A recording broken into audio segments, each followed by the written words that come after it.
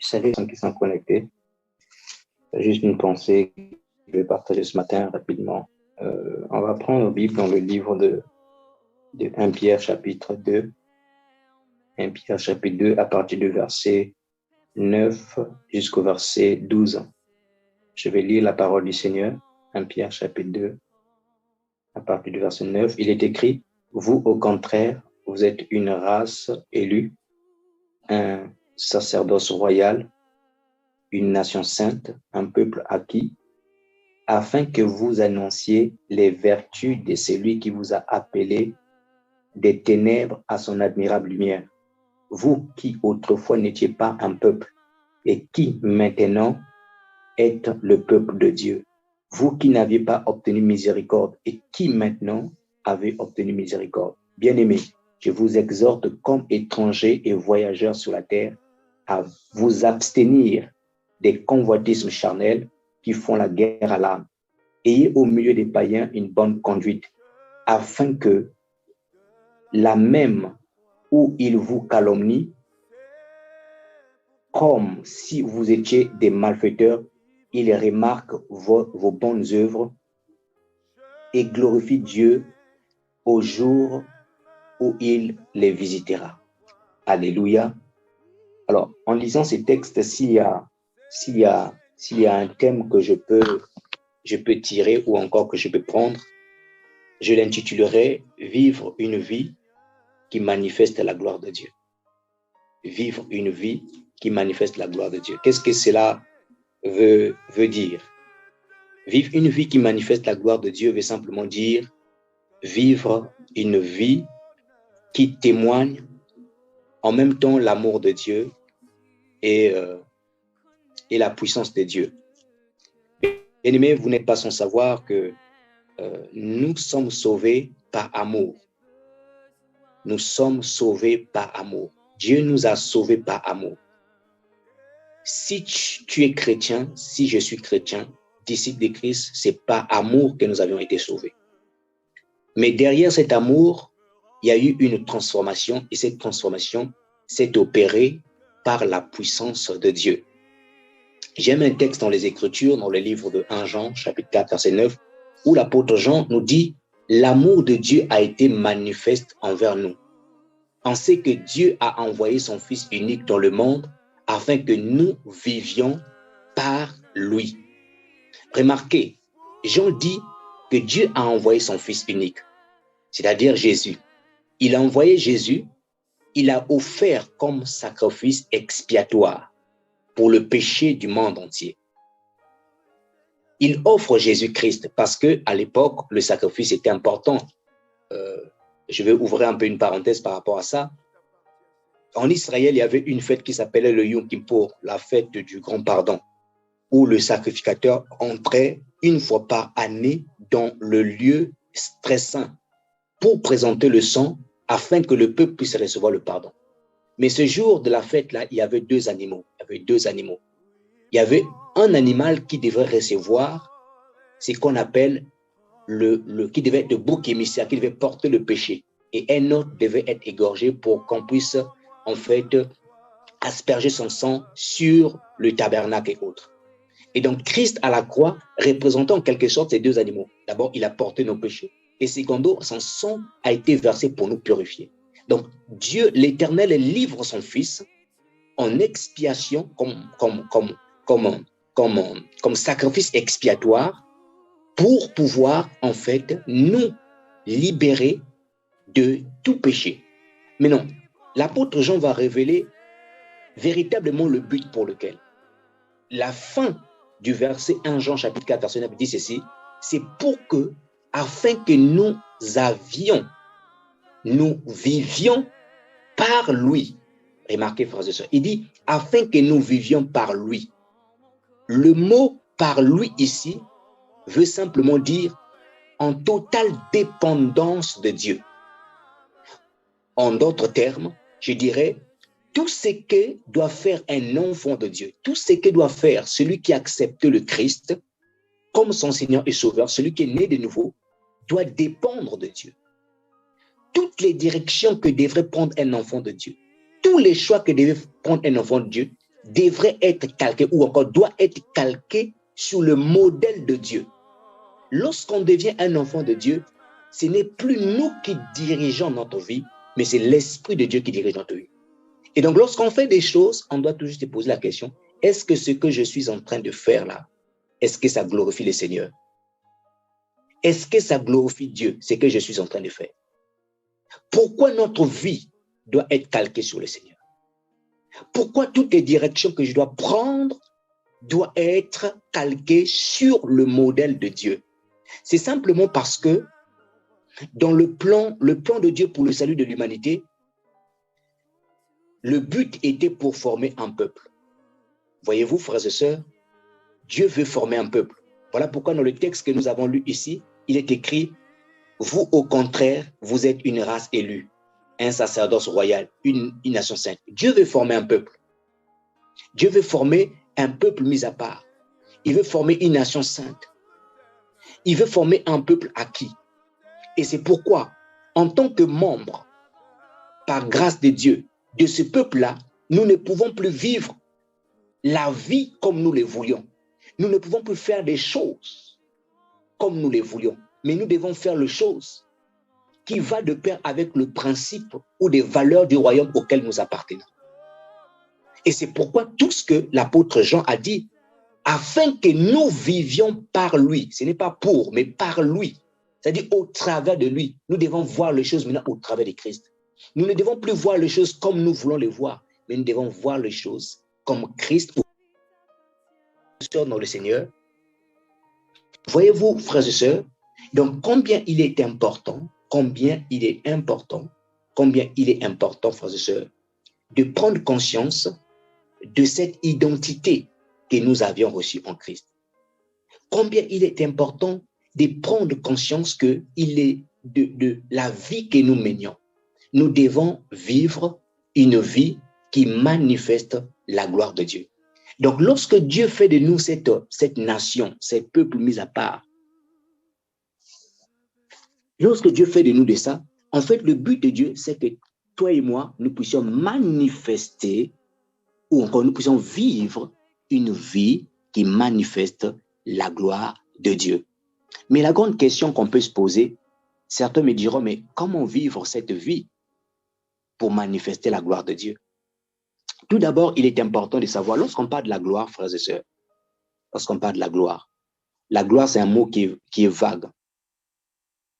La gloire, c'est un mot qui est vague. La gloire, c'est un ensemble de choses. Premièrement, lorsqu'on parle de la gloire, je vois la manifestation de l'identité de Christ. La manifestation de l'identité de Christ. Je vais reprendre le texte que je lisais tout à l'heure, dans le livre de 1 Pierre chapitre 2, à partir du verset 9. Il dit ceci, vous au contraire, vous êtes une race royale. Vous êtes une race élue, un sacerdoce royal, une nation sainte, un peuple acquis. Afin que vous annonciez les vertus de celui qui vous appelait des ténèbres à son admirable lumière. La manifestation de la gloire de Dieu commence d'abord par la manifestation de l'identité en Christ. Et quelle est cette identité que nous devons manifester? L'apôtre Pierre dit, pour annoncer les vertus de celui qui nous a appelés des ténèbres à son admirable lumière. Le mot vertu ici veut dire conduite, une vie vertueuse. Ça veut dire quoi? Ça veut dire que lorsque tu deviens peuple de Dieu, lorsque Dieu te rachète, lorsque Dieu me rachète pour faire partie de sa famille, l'objectif, c'est que nous puissions annoncer au monde, nous puissions manifester les vertus. C'est-à-dire qu'un nouveau code de conduite que Dieu implante dans notre esprit. Une vie vertueuse que Dieu implante dans notre esprit. Voyez-vous, frères et sœurs? Donc, nous avions été appelés par Dieu. Mais le but pour lequel Dieu m'a appelé à devenir son enfant, c'est pour que nous puissions manifester les vertus de Dieu. Pour que nous puissions manifester, nous puissions annoncer au monde, nous puissions montrer au monde nous puissions montrer au monde le nouveau code de conduite. Parce que le monde dans lequel nous fonctionnons a un système, a sa manière de fonctionner, a sa manière de voir les choses. Et la manière de voir les choses de ce monde est communiquée par le diable, par Satan et ses démons. Mais en tant que peuple mis à part, nous avons un nouveau code de conduite que nous avons reçu de la part de Dieu, que nous devons manifester. Et dans le code de conduite là, que nous avons reçu de la part de Dieu, se trouve l'amour, se trouve la joie, se trouve la paix, se trouve la justice, se trouve beaucoup de choses. Lorsque Dieu nous a sauvés, lorsque Dieu nous a en fait insérés, inclus dans sa famille, c'est pour que nous puissions manifester la gloire de Dieu. Et donc, cette gloire de Dieu que nous devons manifester, c'était d'annoncer les vertus. Les vertus. Et les vertus là, ce sont le nouveau code de conduite que nous avons reçu de la part du Seigneur, que le Seigneur a imprimé, que le Seigneur en fait a inséré dans notre esprit. Et dans cette code de conduite, nous allons trouver l'amour, on va trouver la joie, on va trouver la justice, on va trouver la paix. On va trouver plein d'ingrédients dans cette code de conduite-là. Et c'est ce que Jésus, lui qui incarnait la gloire de Dieu sur la terre, a défendu pendant qu'il était sur la terre. Et c'est même la raison pour laquelle il a été tué, frères et sœurs. C'est même la raison pour laquelle il a été tué. Jésus, là où les pharisiens prêchaient l'injustice, Jésus est venu prêcher l'amour. Et ça suscitait la colère. Parce qu'il est venu avec un nouveau code. En matière politique, on parlera, il est venu avec un nouveau programme politique. Qui était de défendre, en fait, les principes du royaume de son Père. Et nous devons nous aussi défendre les principes, les valeurs, ce nouveau code de conduite qui n'a rien à voir avec le mode de conduite que le monde nous donne aujourd'hui. Nous devons défendre cela, nous devons manifester cela. Tout autour de nous, partout où Dieu t'implante, partout où Dieu t'envoie, ma soeur, mon frère, partout où tu vas, dans ton milieu professionnel, dans ta famille, tu dois te battre à manifester ce nouveau code de conduite que tu as reçu de la part de Dieu, les valeurs, les principes du royaume auquel tu appartiens aujourd'hui, parce que tu n'es plus une personne de l'extérieur, mais tu es maintenant la personne qui est à l'intérieur de la maison de Dieu. Tu es maintenant la personne de la maison de Dieu. Alors, l'apôtre Pierre va nous donner 7 conseils pour manifester, en fait, comment manifester cette gloire, cette vie qui manifeste la gloire de Dieu. Comment? L'apôtre Paul, je lis le verset 10 de 1 Pierre chapitre 2. Il dit ceci. 1 Pierre chapitre 2. Non, je prends le verset 11. Il dit, bien-aimés, je vous exhorte comme étrangers et voyageurs sur la terre à vous abstenir. Premièrement, premier conseil de l'apôtre Paul, il parle de quoi? De l'abstinence à des convoitises charnelles. À vous abstenir à des convoitises charnelles. Si tu veux vivre la vie qui manifeste la gloire de Dieu, commence à battre, à te battre contre tout ce qui t'emmène à la convoitise charnelle. Commence à implorer la grâce de Dieu. Commence à demander la force à Dieu. Seigneur, je ne veux plus laisser les convoitises charnelles dominer ma vie. Donc, il faut s'abstenir à des convoitises charnelles. Je vais aller encore un peu plus vite pour vous citer les 6 autres conseils. Deuxièmement, si vous lisez en bas, il dit qui font la guerre à l'âme. Verset 12. Ayez au milieu de vous, au milieu des païens, une bonne conduite. Deuxième conseil de l'apôtre Pierre. Il dit avoir une bonne conduite au milieu des païens. Avoir une bonne conduite. Quel est ton témoignage au milieu des païens? Quel est votre témoignage? Quel est mon témoignage, moi qui vous parle au milieu des païens? Nous devons avoir une bonne conduite. Parce que lorsque les païens doivent nous regarder, ils doivent se poser la question, non, lui, il y a quelque chose de différent. Non, lui, il est différent de nous. Et quand il se pose des questions comme ça, c'est la gloire de Dieu. C'est une vie, en fait, c'est le résultat de la vie qui manifeste la gloire de Dieu au milieu des païens. Troisième conseil, il dit de pratiquer le bien. Pratiquer le bien. Quatrième conseil, il parle d'honorer tout le monde. 6e conseil, il parle d'aimer les frères. Et 7e conseil, il parle de craindre Dieu. Là, c'est pas tout, mais ce sont les 7 conseils que Pierre nous donne de comment nous devons vivre pour pouvoir manifester la gloire de Dieu.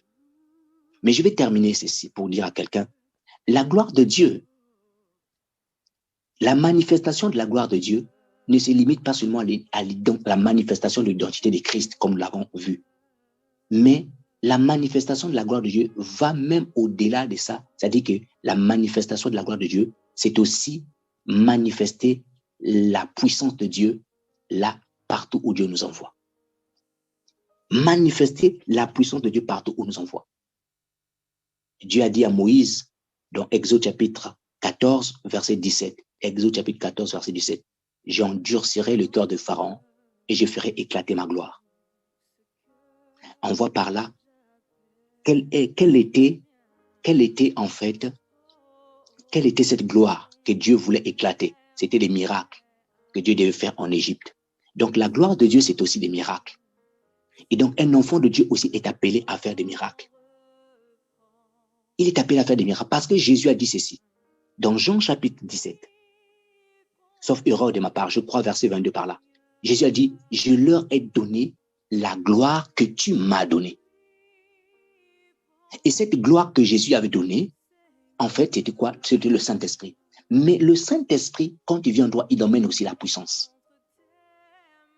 Il emmène aussi la puissance. C'est pourquoi l'apôtre Pierre a dit ceci. Dans Acte 10, 38, il a dit, Dieu a oint du Saint-Esprit. Je vais lire Acte 10 et je vais terminer par là. Pour nous montrer, frères et sœurs, vivre une vie qui manifeste la gloire de Dieu, c'est une vie d'abord qui commence par l'identité, mais qui termine aussi par la manifestation de la puissance, parce que nous avons reçu la puissance de Dieu. Et j'aimerais dire à quelqu'un ce matin, si tu es un né de nouveau, tu as reçu la puissance de Dieu. Tu as reçu le Saint-Esprit, tu as reçu le Saint-Esprit. Et dans le Saint-Esprit, il y a la puissance. Tu peux prier pour les malades, tu peux prier pour les gens. Je lis la parole du Seigneur dans Acte 10, 38. Acte 10, 38. La Bible dit ceci. Vous savez comment Dieu a oint du Saint-Esprit et de force Jésus de Nazareth qui allait de lieu en lieu, faisant du bien et guérissant tous ceux qui étaient sous l'empire du diable, car Dieu était avec lui. Dieu avait oint Jésus du Saint-Esprit. Et ce matin, je m'aurais dit à quelqu'un que nous, le Saint-Esprit en nous, nous a aussi oint. Nous avons la capacité. Donc, nous devons manifester. Tu es devant le cas d'un malade et le Saint-Esprit te convainc. Prie pour la malade sans avoir peur. Donc, voilà un peu la pensée que je voulais nous partager ce matin. Vivre une vie qui manifeste la gloire de Dieu. Bien-aimés, les temps sont très mauvais. Les temps sont très mauvais. Et il est temps, en tant qu'enfant de Dieu, si ta vie n'était pas en ordre, si ta vie n'était pas en règle, bien-aimé, il est temps de pouvoir les mettre en règle. Il est temps d'embrasser le code de conduite du royaume auquel tu appartiens. Il est temps d'embrasser la vie vertueuse qui glorifie Dieu, afin que le monde glorifie Dieu par ta vie, afin que le monde glorifie Dieu par ta manière de vivre. Donc voilà, frères et sœurs, la pensée que je voulais nous partager. Que le Seigneur vous bénisse.